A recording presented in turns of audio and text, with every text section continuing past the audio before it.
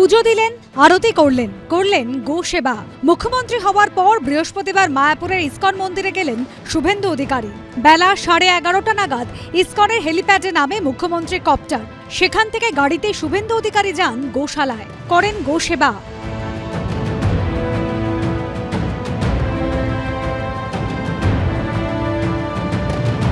গোশালা থেকে অতিথিশালায় যান মুখ্যমন্ত্রী, সেখানে দক্ষিণা দেন।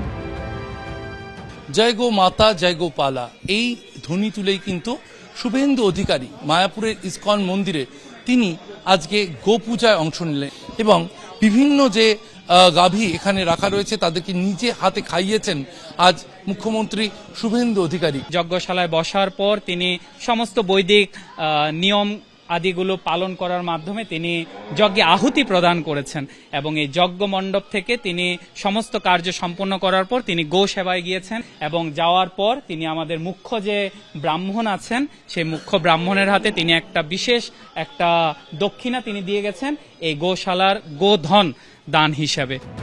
এরপর চন্দ্রোদয় মন্দিরে যান মুখ্যমন্ত্রী শুভেন্দু অধিকারী। তাঁকে দেখে উচ্ছ্বাসে ফেটে পড়েন মন্দিরে আসা ভক্তরা।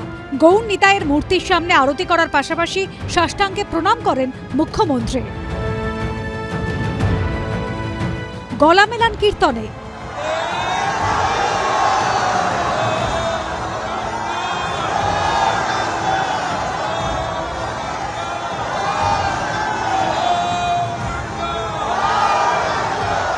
আমার ইসকনে আসার একটা ছিল, আমি দায়িত্ব নিয়েছি ইসকনে এসে রাধা মাধবের দর্শন করা, গোমাতার সেবা করা এবং গীতার বাণীকে গ্রহণ করে আগামী দিনে মানুষের কল্যাণে যাতে আমরা কাজ করতে পারি, পশ্চিমবঙ্গ যাতে আগের মতো তার হিতগৌরব ফিরতে পারে সেই প্রার্থনা নিয়ে এসেছি।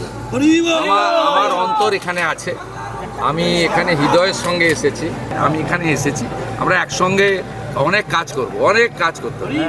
এদিন প্রায় 1 ঘন্টা 10 মিনিট মায়াপুরের ইসকনে ছিলেন মুখ্যমন্ত্রী। সেখান থেকে ফেরেন কলকাতায়। শিবাশিস মৌলিক, প্রদ্যোৎ সরকারের রিপোর্ট, এবিপি আনন্দ। 2024-এর 15ই নভেম্বর ভর সন্ধে অ্যাক্রোপলিস মলের কাছে বাড়ির সামনে সুশান্ত ঘোষকে একেবারে সামনে থেকে গুলি করার চেষ্টা করে এক দুষ্কৃতী, কিন্তু আগ্নেয়াস্ত্র আটকে যাওয়ায় গুলি বেরোয়নি।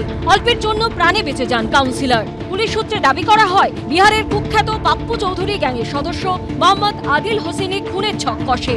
অভিযুক্ত ট্যাক্সি চালক, হামলাকারী এবং মূল অভিযুক্তকে গ্রেপ্তার করলেও আদিল গা ঢাকা দেয়। ঘটনার প্রায় 2 মাস পর তাকে পাকড়াও করে পুলিশ, যদিও প্রমাণের অভাবে কলকাতা হাইকোর্ট থেকে সহজেই জামিন পেয়ে যান আদিল।